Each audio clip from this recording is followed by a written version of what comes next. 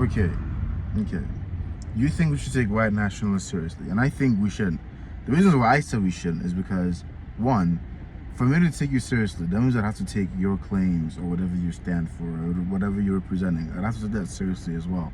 And I don't take white supremacy seriously because I think it's the most ridiculous thing that you can possibly ever conceive. See, I didn't say take their. You don't take their claims seriously. What you take seriously is their conviction. Okay. How they gonna stand on those claims? And as you saw by January 3rd, the government did not take their claims seriously. And then on January 3rd, when they actually make good on those claims, they were grossly unprepared. Yeah, that is true. Okay. Yes, I will. I mean, take their claims seriously? No, but take like I said, even some crazy homeless person on the street can be extremely dangerous if he wants to be. Yes. Should I see them as a potential threat, like any other human being in this world could be a potential threat? Of course, 100%. Make a slide right turn on Massachusetts Avenue do I take Northwest. them? I mean, I think the questions, there's two different questions we're asking, right? Do I take the potential of a white nationalist being a threat or being dangerous seriously? Of course I do. Anyone can be a threat or be dangerous. Do I take their cause, whatever they're peddling, seriously? Absolutely not. Therefore, I cannot take them seriously.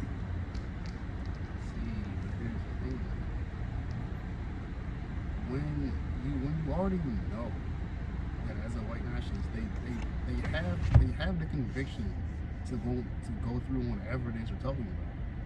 Then when you take that conviction and couple it with their actual claim is, then that will tell you like, wait, if their claim is that the government is lying to let your nation go down, and you already know that their conviction will lead them to do it, that shouldn't make you take it seriously. Okay. Because then when you look at all history and everything like that, every single time a white man specifically puts their mind to something, taking over the country, it always happens. Okay. Every time. But wouldn't you say that's usually because the other group is grossly unprepared? Like, I always use Japan as an example. The first time the British went to Japan, they didn't stand a chance. The same thing happened the first time Europe went to China, they didn't stand a chance. If you've noticed, there's nations that Europe hasn't even come close to touching, including the Arabic nations. Europe could never touch them because the whole Crusades and everything, the Arabs stood their ground, and then Asia as well. The only people that they were able to catch off guard were the Native Americans, who weren't used to colonization, and the Africans. Everyone else who already knew what colonization was, they couldn't do anything to them. So, as far as turn right on New Jersey Avenue every Northwest. time white people set their minds to something, it gets done. It's not every time that they set their mind to something. It's when they set their mind to something targeted at a very specific type of group. It's a very specific kind of people that Europeans have been able to conquer and enslave, and that's unsuspecting people. The Mayans, people who aren't used to massive wars. Because think about it, the people that they were able to colonize were people that only fought amongst themselves. The Asians were already trying to take over whole continents. Right, the Mongols were taking over all of Asia, Russia was taking over all of Asia, Napoleon was taking over all of Asia, even Japan was trying to take over all of Asia. The nations that were already on that colonization type or global type warfare deal, the Europeans weren't able to do anything against. The only people that they were able to go up against were the people that were only fighting within themselves, i.e. the Native Americans, the people that only fought for resources, for the things that they need. The Africans, Native Americans, the Hispanics as well, and Native Americans, because they're the same people, just colonized by one Spanish colonized, one is British colonized. So the only people that they were able to do anything to against them were people that weren't doing nationwide wars, the people that were only doing tribal wars. If you think about it, every time the Europeans have tried anything against anyone who's been on the same level as them, they failed every single time. Every single time. The only way Europeans have ever been able to beat other Europeans was by teaming up against them. The only way Europeans have ever been able to go toe-to-toe against Asia was by teaming up against them. Any nation in Europe or Asia that the Europeans have tried to go up against, they failed at because they're not as tough as you see. It's only unprepared nations. And the thing you notice is, as soon as those nations become prepared, what happens? They get back their freedom. Africa did it, Haiti did it. Every single time that a nation catches on, Europe is always grossly unmatched because they don't have. I think that's more so Europe as a nation tends, from history standpoint, they tend to look down on everybody else. Like, you can't The do anything 'cause you're not unprepared European. people. It's the unprepared people they look down on because they weren't looking down on the Asians. No. They weren't looking down on the Arabs. They called them barbarics, Using the left but they lane, didn't turn look down on left them. on They saw them as I-395 potential threats. It's the Africans and the Native Americans they look down on. Although, with that being said, I would say it's more so they look down on the people that didn't at the same time. Because if you really think about it, Everyone knows, even in Asia, having lighter skin was seen as better. It was lighter skin in every culture, even in black culture. Like, you're light skinned, so you're probably more desirable than someone who's really dark skinned like me would be. In a half mile, take Having left lighter exit skin 7 toward I-695 using the second lane from the left. Shitty as it sounds, has always been a staple of privilege in every culture. Did it become worse with European intervention? Absolutely. But having lighter skin has always been a staple of wealth, privilege. It's always been that. I mean, yes, white people made it worse by indoctrinating white supremacy into the world, but that's always how it's been. Because the thing is, people that have lighter skin Take left exit are the 7 people toward that I-695. don't work on then the keep farms. right onto South Capitol Street Southwest. That's why people that don't work on the farms typically have lighter skin because the sun isn't beating down, making them tanner. And then the royal blood was typically the socialites. They don't work on the farms. They were normally inside, normally, signing Using the papers. right lane, keep So the right sun onto South didn't- Capitol Street Southwest. The sun didn't tan your skin as much. In a quarter mile, continue straight to stay on South Capitol Street Southwest. But I using see what the you're left saying, two though. lanes. even then, I mean, you still have the whole thing of taxonomy. of which what? is quite rare. Well, taxonomy is what you would call the official father of racism. 'Cause Okay. It is when taxonomy was made, the original document was written. It was literally the Europeans basically classifying Continue straight to stay on South Every- Capitol Street Southwest. populace that they have knowledge of based on their skin color and their perceived culture from their personal bias, with them always staying on top, Like So the then that caste created system. this mentality that because their skin was closest to ours, that we were better than them. And then they go about colonization, spreading their, what's it called? In a quarter Their mile, view of enter the taxonomy. roundabout, then take the third exit onto Now- South Capitol Street Yeah, Southwest. Pretty much is what we have, the bias of racism. Pretty much where it comes from. Okay. So, with that being said, do you still believe that white supremacists should be taken seriously? You're not honest, like in this modern day and age, like maybe when racism or Jim Crow era, whenever that was prevalent, 100%. It still is. Really, you think so? Yeah, they're passing Jim Crow laws. Oh yeah. I mean, I know I've heard like- about that, but Also, there was I forgot who wrote the document. There is an age-old official document written by white slave masters, and it basically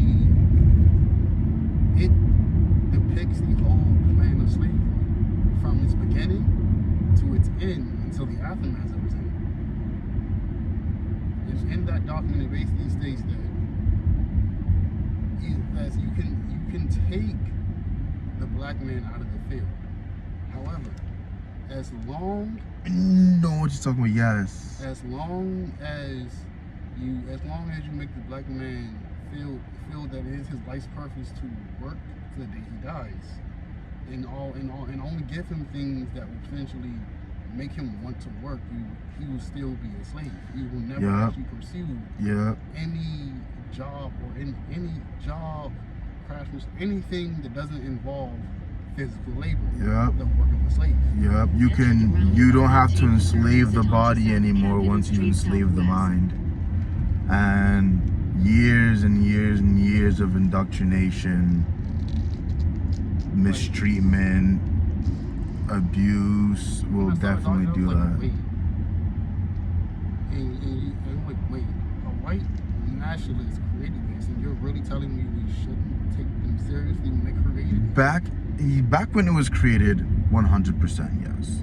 Nowadays, I think there's enough black and other colored people with enough influence, and like I said, we're not unaware anymore. We now know what the heck is going on, who now know what's going on, who have now created the means by which to support the black community that would never allow the white supremacist community to be able to really do anything.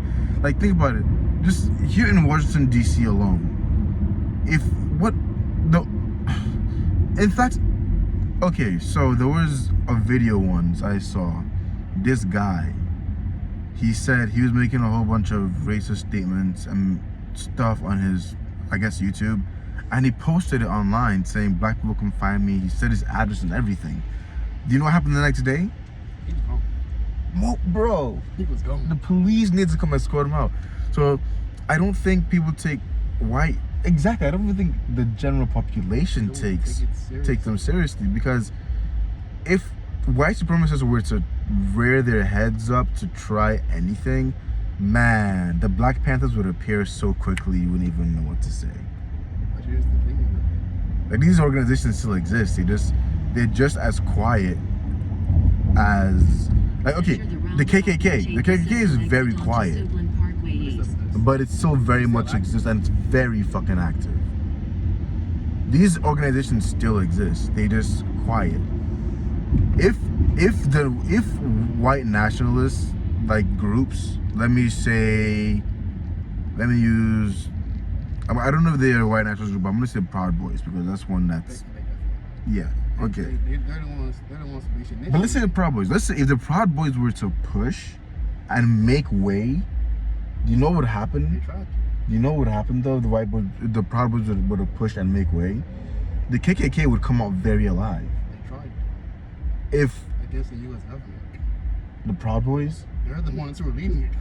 The Proud Boys are not the guys from the White House. No, it was definitely them. No, it wasn't.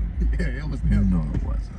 There's no way. All over Instagram, it was them. There's no. I have a buddy who's a Proud Boy, but I don't think he's. That's why I know a lot of Proud Boys that aren't white, and I don't really know what they stand for. But I don't think they're white supremacist group.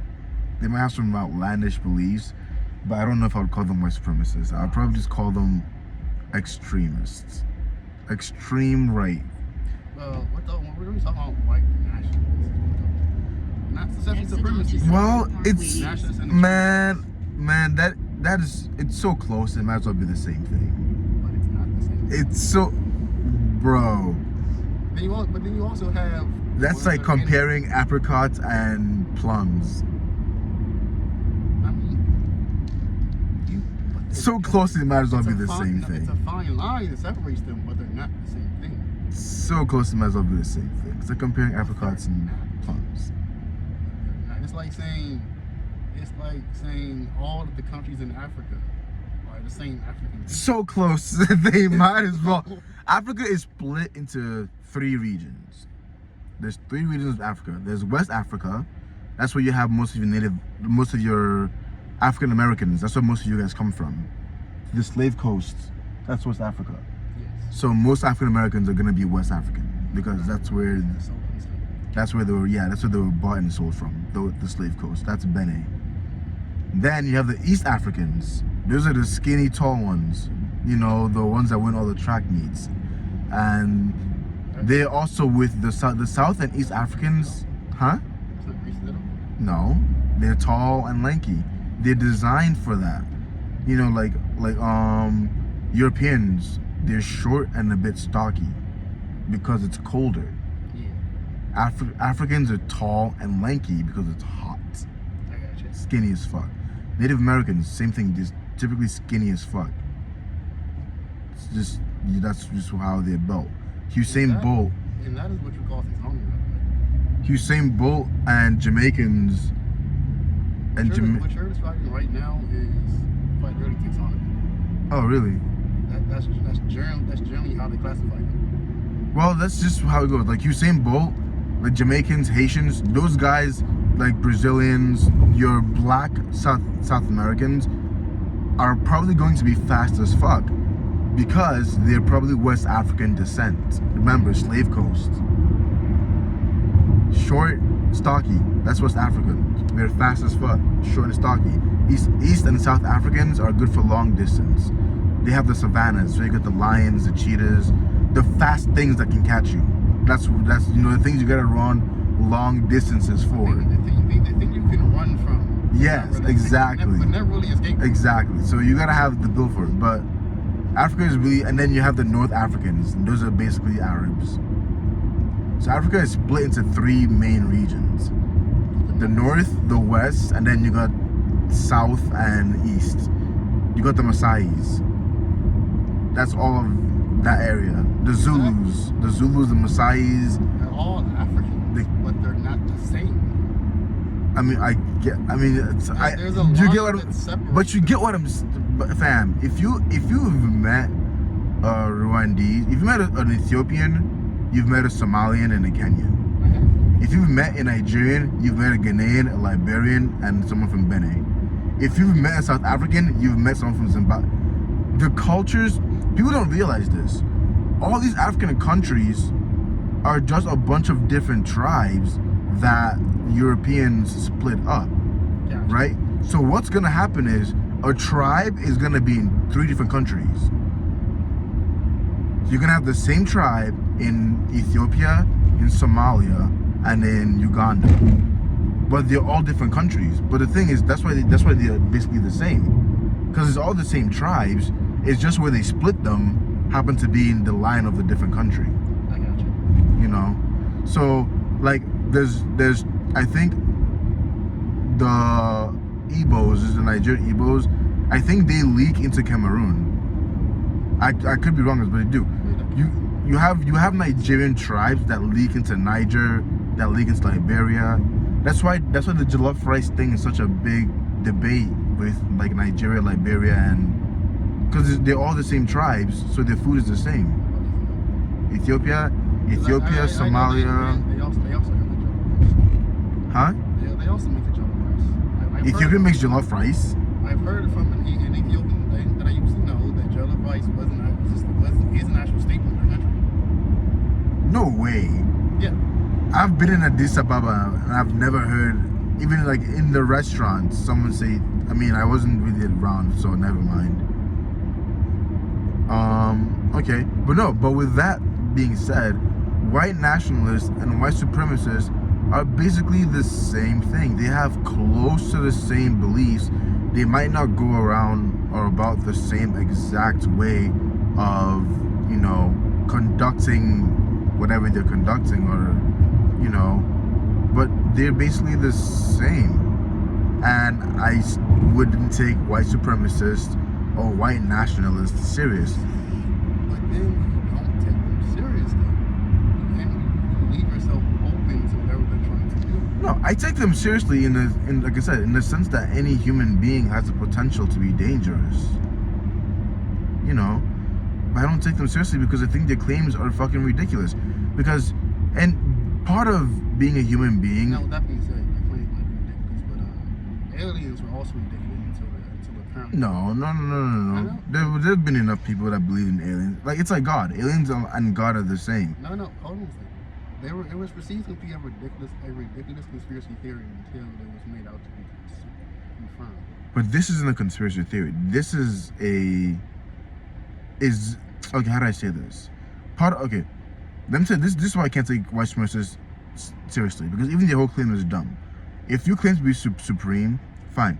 Part of being an intellectual being is learning, right? Yes. Learning. So which means if every single day I see a dog writing the letter C, every single day he makes the same mark, every single day, I'm not gonna think, oh my goodness, this dog is making a mistake. No, I'm gonna think, holy shit, this dog knows how to write C. I got you. Because it's doing the same thing every single time. I've learned based on that dog's behavior that dog knows how to write the letter C. Gotcha. If that dog now starts writing short books, I've now learned based on observing this dog writing short books, even if the dog never says a single thing to me or does anything else that's intelligent, because this dog is writing short books, I now know as an intelligent creature that this dog has intelligence. Gotcha. How do dolphins have intelligence? We know this because, Smartest beings on the planet. and dolphins know we have intelligence. Whether you believe it or not, dolphins, that's why they interact with us, right? Because think about it. Smart things interact with other smart things. I got you. They don't submit. Remember, dolphins don't submit to us. No. They don't. Smart things don't submit to other smart things. They either try to destroy or they collaborate. Yeah. Well, in our world. No, that's everything. If dogs are pretty smart, if you go to the wild, if you go to like the wild of Africa, as a normal person, the wild dogs will coordinate and they will kill you because you're smart. So what happens with human beings and dogs? While human beings are superior to dogs, we still have a symbiotic relationship. Yes. At any point in time, if a dog decides it's tired of us, it's gonna bite us. Yeah. Do you know what happens to snails? Snails don't have a choice. They're gonna be where we want them to be, whether they like it or not. Gotcha. Because we're obviously more superior to them. We've tried to find ways to lock dogs up, but dogs find ways to get out. Dolphins are also really smart. They can do that. So smart creatures recognize other smart creatures, and they do one of two things. They either try to destroy themselves to gain dominance, right? Or they work together. That's how two intellectual creatures behave with each other. One would try to dominate the other person through war, although human beings, when human beings meet, what always happens? They either go to war or they create diplomacy, right? Until that eventually leads to war. Huh? That eventually leads to war. Oh, what? That eventually leads to war. Every time. Listen, when two intellectual creatures meet, one of two things happens. They either work together or they fight each other. When one creature that's more intelligent than the other, what always happens? The one that's more intelligent never tries to destroy the one that's less intelligent. It tries to submit it or subdue it. In a quarter mile, keep It never right once using tries to the right destroy it. lane. No human being has ever once tried to like destroy a chicken. You know what I mean? I got you. No human being has once, even woolly mammoths, even elephants. People fight elephants, like literally fights.